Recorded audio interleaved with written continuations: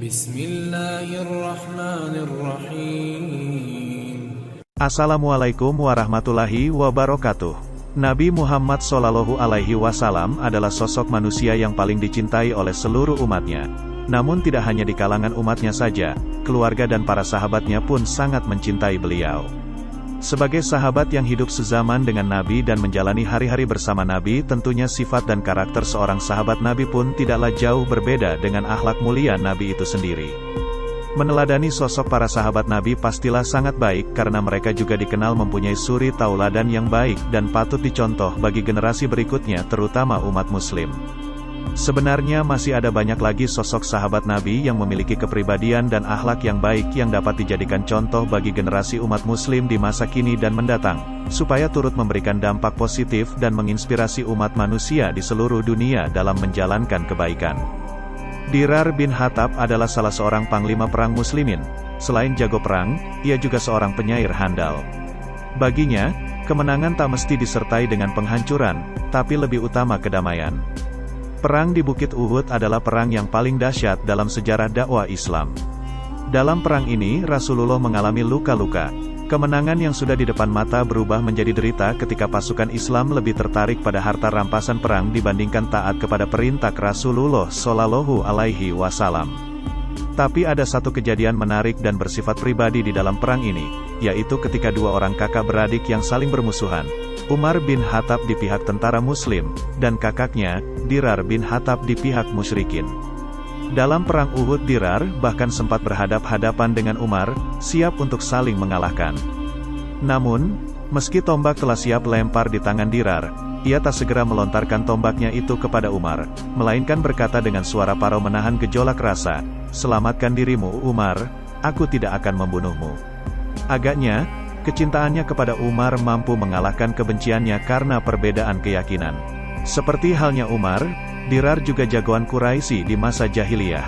Ia dijuluki si pemberani dalam barisan pasukan berkuda suku Quraisy. Berbeda dengan Umar, yang dikenal bengal, kasar dan kejam, Dirar seorang yang berperasaan halus, karena ia juga seorang penyair.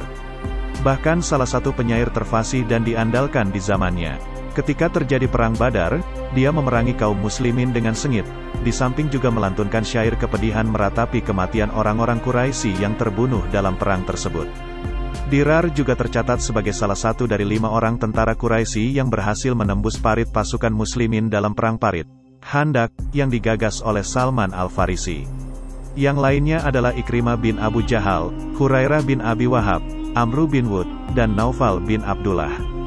Namun keberhasilan itu tidak membuahkan apa-apa, malah kaum musyrikin akhirnya kalah oleh faktor alam, meski telah mengepung Rasulullah Shallallahu Alaihi Wasallam dan sahabat-sahabatnya selama berbulan-bulan di tengah gurun pasir. Mereka disapu badai gurun yang digerakkan dari langit hingga lari kocar-kacir tak karuan. Seperti halnya Ikrimah, Dirar akhirnya juga masuk Islam, meski tidak berbarengan. Kalau Ikrimah masuk Islam setelah pembebasan Makkah atau Fatu Makkah pada tahun 10 Hijriah, Dirar masuk Islam tepat ketika terjadi peristiwa tersebut. Ia bergabung dengan barisan Quraisy yang berbondong-bondong masuk Islam. Suatu ketika, kepada Abu Bakar, Dirar pernah mengungkapkan perasaan hatinya bahwa sesungguhnya orang Quraisy lebih baik, karena mereka berhasil memasukkan orang-orang ke surga sementara kalian memasukkan orang-orang Quraisy ke dalam neraka. Ini menunjukkan kecerdikannya bahwa surga diperuntukkan bagi orang-orang yang beriman, sementara neraka bagi orang-orang kafir. Ia sebenarnya juga tidak ingin jumawa terhadap keberhasilannya dalam perang Uhud. Kepada orang-orang Ansar, Dirar pernah mengungkapkan perasaan hatinya, yang jelas saya berhasil menikahkan 11 orang kalian dengan para bidadari. Maksudnya, ia berhasil membunuh orang Ansar dalam perang tersebut.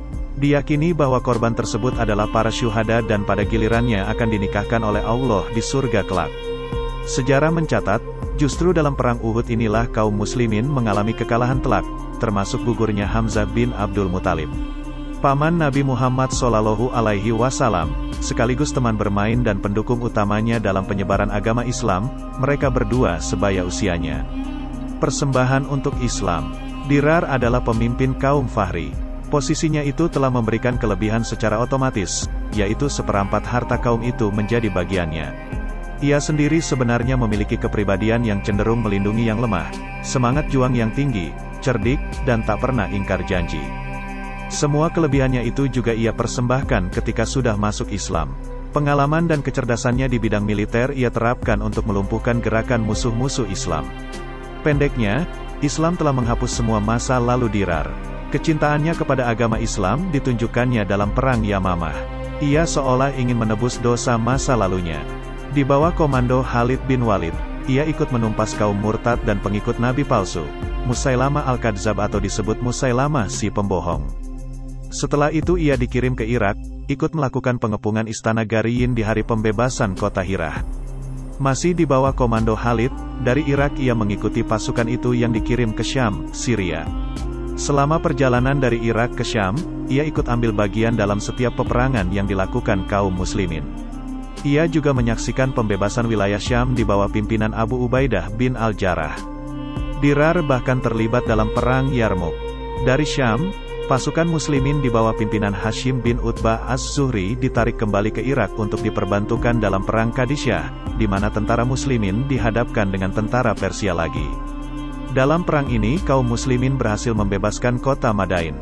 Jatuhnya Madain membuat Raja Persia makin marah kepada Islam. Dia segera menyiapkan tentara secara besar-besaran yang dipusatkan di Masibzan dan menyerahkan komando kepada Adin bin Hurmuzan.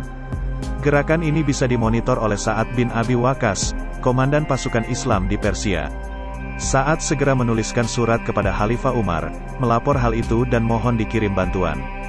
Umar merespon hal tersebut dengan baik dan memerintahkan Sa'ad mengangkat Dirar menjadi panglima. Itu terungkap dalam surat balasan Sa'ad bin Abi Waqqas. Tugasi Dirar bin Khattab untuk menjadi panglima pasukan. Tempatkan Hujail al-Asadi pada posisi komandan penyerangan. Untuk posisi sayap, tempatkan Abdullah bin Wahib ar-Rasibi dan Mudarib al-Ajali, perintah Umar dari Madinah. Dalam perang ini tentara Persia dilumpuhkan, dan lari tunggang langgang. Dirar berhasil menangkap komandan mereka, Adin bin Hurmuzan. Meski demikian, Dirar tidak menghancurkan Persia, melainkan justru menawarkan perdamaian, sehingga kawasan itu menjadi aman kembali.